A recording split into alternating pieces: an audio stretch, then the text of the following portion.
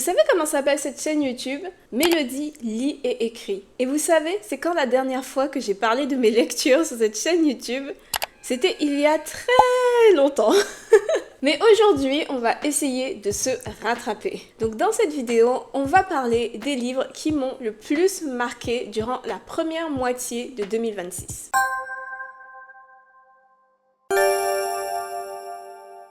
On commence tout de suite la vidéo, on rentre tout de suite dans le vif du sujet avec un roman que j'ai terminé en avril. Donc ça fait quand même un petit moment, mais c'est la première fois que j'en parle sur cette chaîne YouTube. J'ai lu ce roman pendant que j'étais en vacances à Saint-Martin. Je rendais visite à mes parents. Et si vous me suivez sur Patreon, si vous avez écouté mon podcast du mois de mai, vous savez de quel livre il s'agit parce que j'en ai déjà parlé là-bas. Et ce roman, c'est Sky Full of Elephants de Sebo Campbell. C'est une personne que je suis sur les réseaux sociaux qui en a parlé l'année dernière. Si je me souviens bien, cette personne a dit que ce livre est très intéressant pour les gens qui ont lu La Férocité Blanche. Donc ça m'a tout de suite beaucoup intriguée, tout de suite beaucoup intéressée. Donc Sky Full of Elephants, c'est un roman de science-fiction qui se déroule aux États-Unis et qui nous raconte l'histoire de Charlie, un homme afro-américain qui tente de survivre dans un pays plongé dans le chaos après que toutes les personnes blanches aient subitement disparu. Un jour, sans signe avant-coureur, tous les Américains blancs se seraient levés et dirigés vers le point d'eau le plus proche pour s'y noyer. Le roman explore les conséquences d'un tel événement sur la population noire aux États-Unis, mais aussi sur le fonctionnement de la société américaine dans son ensemble, parce qu'on a quand même une grande partie de la population qui a disparu du jour au lendemain. Charlie était en prison pour un crime qu'il n'a pas commis avant le début du roman, mais depuis, les prisons ont été ouvertes et il est maintenant professeur. Il enseigne la mécanique et l'électronique à des jeunes et il essaye d'avancer dans ce nouveau monde après que tant de gens soient morts. Puis un matin, il reçoit un appel de sa fille Sydney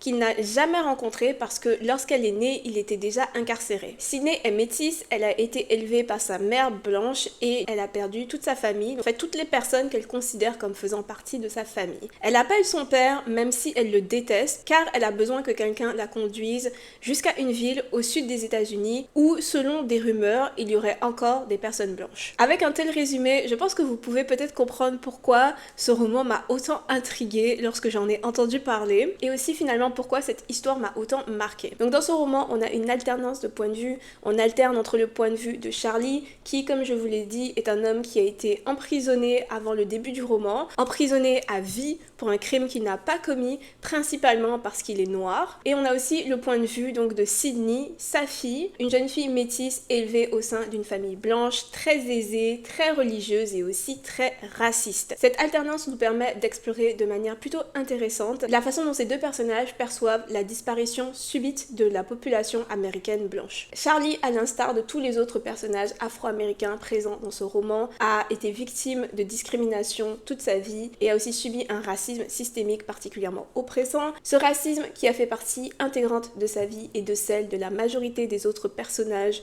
présents dans le roman a eu un impact extrêmement négatif sur leurs existences, sur leur perception d'eux-mêmes et sur leur santé mentale. Ainsi, Charlie et la plupart des autres personnages principaux du roman sont en quelque sorte soulagés, au contraire de Sydney qui, elle, a évolué dans un milieu majoritairement blanc où elle a toujours tout fait pour s'intégrer et pour passer. Pour elle, c'est la fin du monde, elle se sent en danger partout où elle va et après avoir rencontré son père, elle entre dans une grosse crise identitaire. Au final, j'ai trouvé le concept de ce roman extrêmement intéressant, mais durant ma lecture, j'ai eu l'impression parfois que l'histoire tombait dans les travers qu'elle tente de dénoncer. J'ai l'impression qu'il y avait la possibilité avec cette histoire de dire quelque chose de beaucoup plus profond sur le racisme, sur les tensions raciales aux États-Unis, mais finalement l'histoire reste très en surface. J'aurais aussi aimé que l'histoire nous parle un peu de ce qui se passe en dehors des États-Unis. Dans le livre, les États-Unis se retrouvent un petit peu coupés du monde, du coup on ne sait pas vraiment comment les autres nations perçoivent ce qui est arrivé là-bas, ce que je trouve vraiment dommage parce que ça c'est quelque chose que j'aurais beaucoup aimé voir explorer dans l'histoire. Et enfin, j'ai aussi été un peu déçue par le plot twist à la fin du livre. Ce plot twist fait basculer l'intrigue dans le fantastique et j'aurais vraiment aimé que l'histoire reste dans la science-fiction, voire la fiction spéculative. Donc un roman avec un concept très intéressant, très marquant également, mais qui m'a malheureusement un peu déçue parce que je pense qu'il aurait pu en faire beaucoup plus et le faire beaucoup mieux également. Et on passe maintenant au deuxième roman qui m'a beaucoup marqué durant la première moitié de 2026, et ce roman c'est Fille maudite de Oyinkan Braithwaite. Un roman que j'ai lu en anglais dans sa version originale, mais il a été traduit en français et je crois que la traduction est sortie en février de cette année si je ne me trompe pas. J'ai beaucoup vu passer ce roman sur les réseaux sociaux lorsqu'il est sorti dans sa version originale, lorsque la traduction est sortie également. Donc ça m'a rendue vraiment très curieuse. J'avais très hâte de le lire et de le découvrir. Donc dès que j'ai eu l'occasion, je l'ai acheté pour pouvoir le lire. Et au final, je vais pas vous mentir, ça a été une lecture en demi-teinte, mais qui m'a quand même laissé une forte impression. Et donc c'est pour ça que j'avais envie de vous en parler dans cette vidéo. Donc Fille maudite raconte l'histoire de plusieurs générations de femmes appartenant à la même famille, la famille Fallodin. Les femmes de la famille Fallodin ont toutes été maudites. Toutes leurs relations avec les hommes sont destinées à mal se terminer. Dans le roman, on accompagne Enii, la dernière descendante de cette lignée de femmes maudites, qui ressemble trait pour trait à sa tante Monifée, décédée dans des circonstances plutôt mystérieuses. Enii grandit dans la crainte d'être la réincarnation de sa tante Monifée, et lorsqu'elle tombe amoureuse d'un homme pour la première fois de sa vie, elle est terrifiée à l'idée de refaire les mêmes erreurs que sa tante et aussi de subir la malédiction qui ruine toutes les relations amoureuses des femmes de sa famille. Fille maudite raconte à la fois l'histoire d'Enii, de sa tante et de sa mère. Leurs histoires s'entrecroisent tout au long du roman, ce qui nous permet petit à petit de reconstruire les vies de ces trois femmes et de comprendre, de percer le mystère entourant la mort de Monifée. Ce roman survole vraiment plein de thèmes super intéressants. Le tribalisme, le trauma transgénérationnel, les inégalités de classe, les difficultés rencontrées par les mères monoparentales, le poids des traditions et de la religion, etc. Donc plein de thèmes vraiment super intéressants. Mais malheureusement, j'aurais aimé que l'histoire rentre encore plus en profondeur. Ça c'est quelque chose que je dis souvent quand je lis des livres, mais j'aime vraiment quand les histoires vont à fond dans les thèmes qu'elles décident d'explorer. Je me souviens qu'à chaque fois que j'ai vu un thème émerger dans ce roman, j'ai regretté qu'il ne soit pas exploré davantage, que l'intrigue ne rentre pas encore plus dans ces différents sujets. Mais j'ai beaucoup aimé le personnage d'Enii, j'ai aimé son indépendance, j'ai aimé son audace, j'ai aimé le fait que c'est un personnage qui est très droit, qui sait ce qu'elle veut. J'ai aussi beaucoup aimé découvrir l'histoire de Monifée et de la mère d'Enii. J'ai trouvé en fait l'entrecroisement de leurs différentes histoires très intéressant. J'ai aussi beaucoup aimé les passages un petit peu plus horrifiants du roman, quand Monifée se manifeste dans la vie d'Enii, dans ses rêves. C'est des passages que j'ai beaucoup appréciés. Je dirais que ce roman a une ambiance qui est très captivante et très marquante, et la construction du livre aussi est très intéressante. Le fait qu'on a les histoires de ces trois femmes qui s'entremêlent. J'aime lorsque les romans ont des constructions un peu ambitieuses, un peu différentes de ce qu'on a l'habitude de voir. Et aussi ce genre de construction, ça permet généralement de maintenir le suspense. Et effectivement, je voulais comprendre ce qui se passait jusqu'aux dernières pages.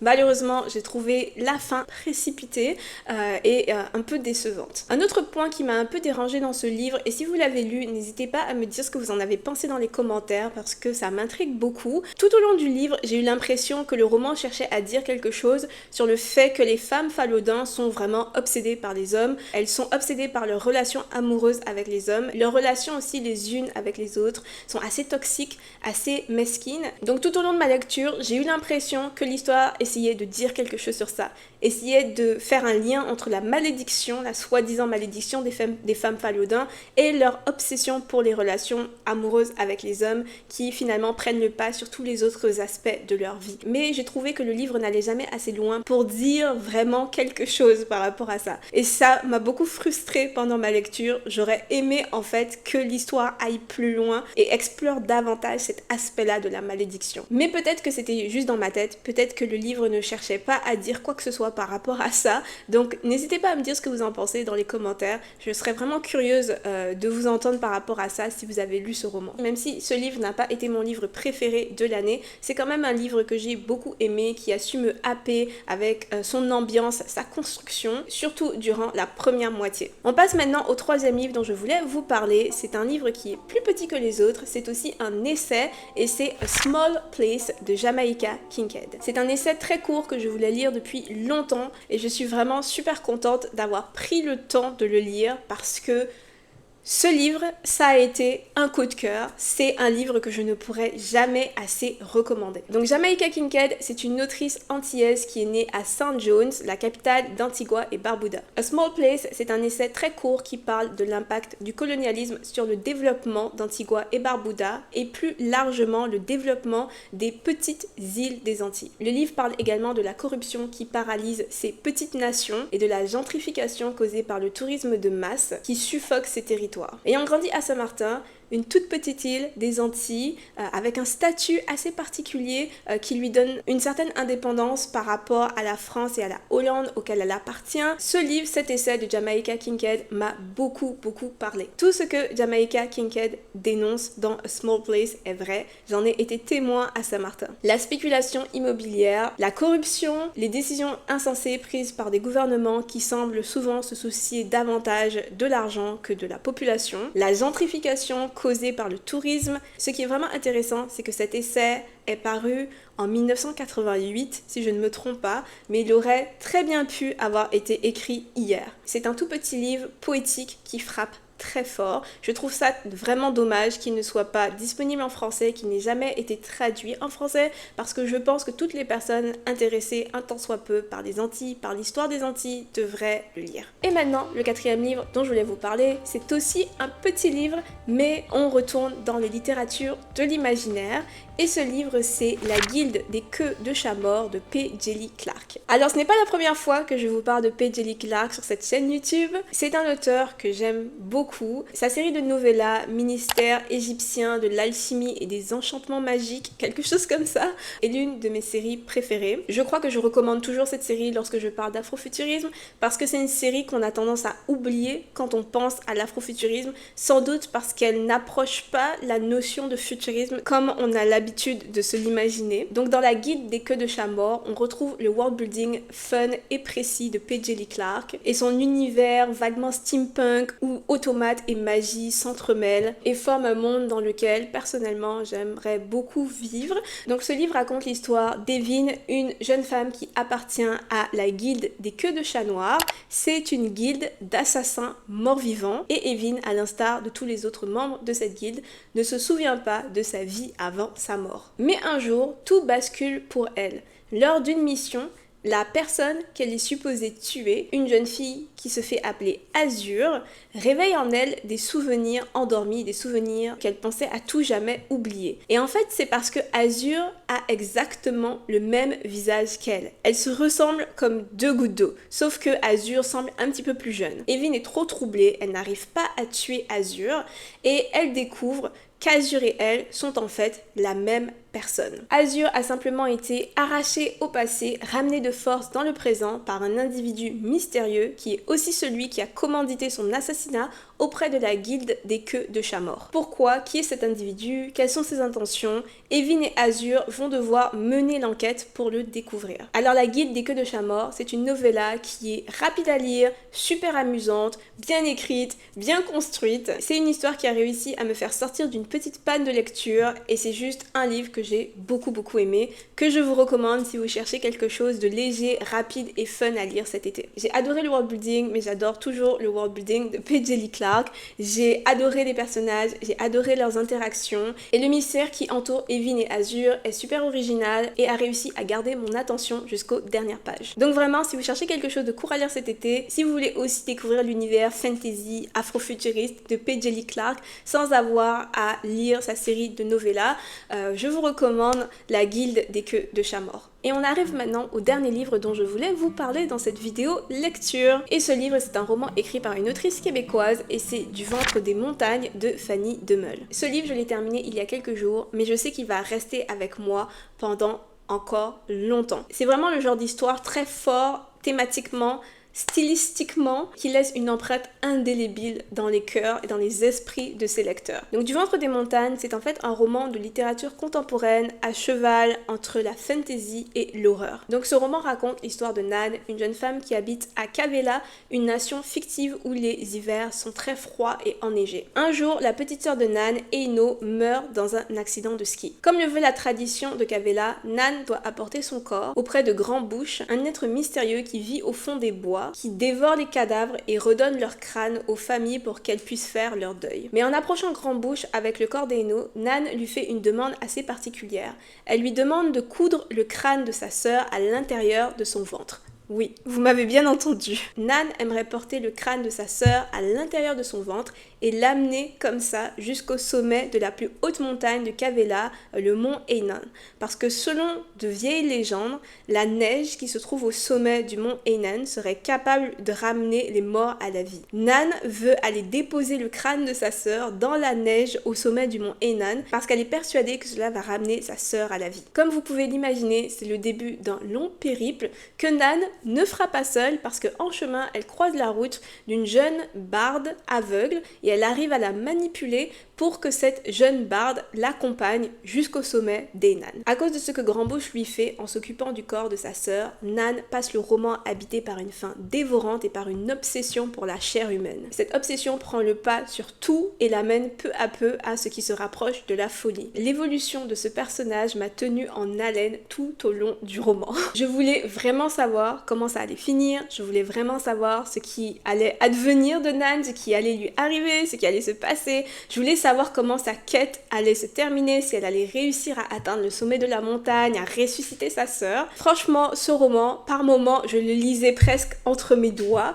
parce qu'il y a certains moments qui sont tellement horribles qu'ils en deviennent presque insupportables. J'ai adoré le monde impitoyable de Kavela où des femmes bizarres, gardiennes de loups, font pousser des champignons dans des plaies, où des esprits malveillants dans les bois piègent les voyageurs dans des espèces de boucles temporelles, où les morts peuvent revenir à la vie et parler aux vivants à travers leur crâne. Quand je vous dis qu'on a un mélange d'horreur et de merveilleux dans ce monde, je ne mens pas, c'est un univers qui est terrifiant, c'est un univers dans lequel je suis bien contente de ne pas vivre, mais c'est aussi un univers que j'ai vraiment aimé explorer et visiter du confort de ma chambre et de mes couvertures.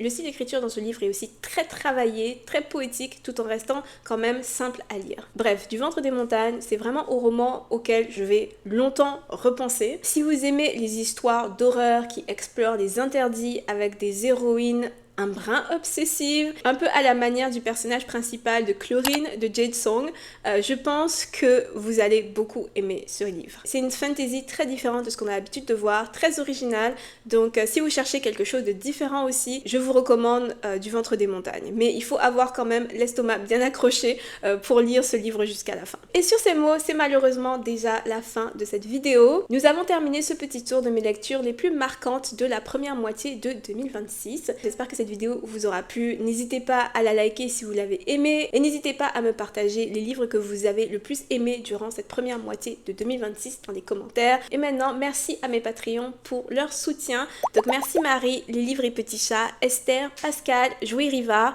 Johanna Wefa, Marianne et TM. Et merci à tous d'avoir regardé cette vidéo jusqu'ici. On se retrouve très vite. Portez-vous bien tout le monde et à bientôt. Bye!